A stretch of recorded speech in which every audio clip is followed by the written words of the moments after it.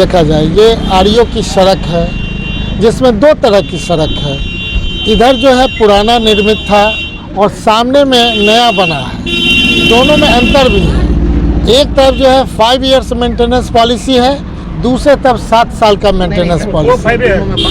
अच्छा, अब रह गया कि ये मेंटेनेंस के बाद जो आप देख रहे होंगे चेकर टाइल्स की तरह उधर बना हुआ है और इधर कंक्रीट और बड़े जो एक तरह से कहिए कि इस सड़क का जो पहले से है गुणवत्ता हम लोग बढ़ाने के लिए बार बार कहते रहे हैं। डिपार्टमेंट सोचती भी है कि कॉन्ट्रैक्टर का जो पहले होता था एक साथ पेमेंट, इसको 5 वर्षों में दिया जाएगा ताकि हर एक साल ये मेंटेन रहे। रह गया कि उस तरह की जो सड़क है जो सामने आप दिखाने का काम करेंगे तो निश्चित तौर पे अगर कोई टूट भी जाएगा तो वो ब्लॉक सिस्टम बना हुआ है, ब्लॉक को निकाल करके चेंज कर देगा।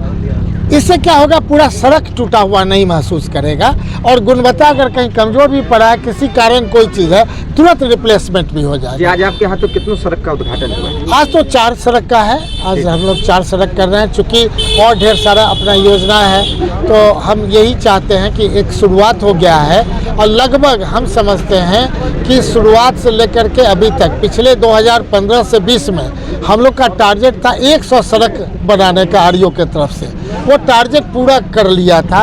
अब 20 में जो टारगेट था 3 साल भारत सरकार के नियमों के विरुद्ध बिहार सरकार कर रही थी या बिहार सरकार के गलत नीतियों की वजह से पैसा नहीं दे रही थी, ये उन लोग जाने।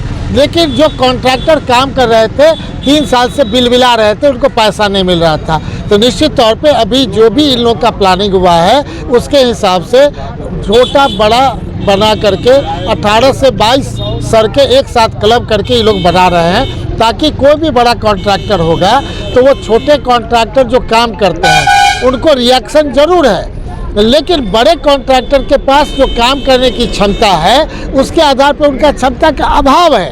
तो या तो क्षमता बढ़ाएंगे, जिस प्रकार रघुवंश बाबू जब मिनिस्टर थे पूरे देश दुनिया में आपने देखा होगा कि बिहार से बाहर के जितने कॉन्ट्रैक्टर थे हैदराबाद के कॉन्ट्रैक्टर पूरे बिहार में छा गए थे। क्यों?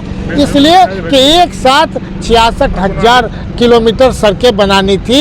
इतनी सड़कें बनाना बिहार के लिए संभव नहीं था। अब हम समझते हैं कि बिहार में बहुत लोग कॉन्ट्रैक्टर हो भी गए हैं, अच्छी बात है, और इम्प्रूवमेंट किया जाएगा तो और कॉन्ट्रैक्टर होंगे।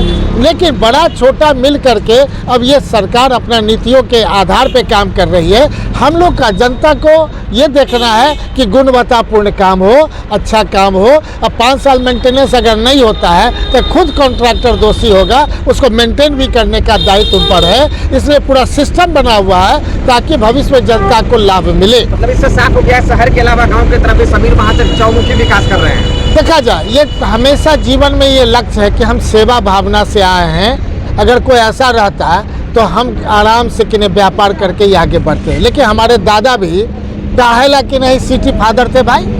आज़ादी से पहले हमारे दादा नगर म्यूनिसिपैलिटी था, चेयरमैन थे। आज़ादी के बाद भी रहे, इसके बाद 17 साल चेयरमैन पिताजी रहे।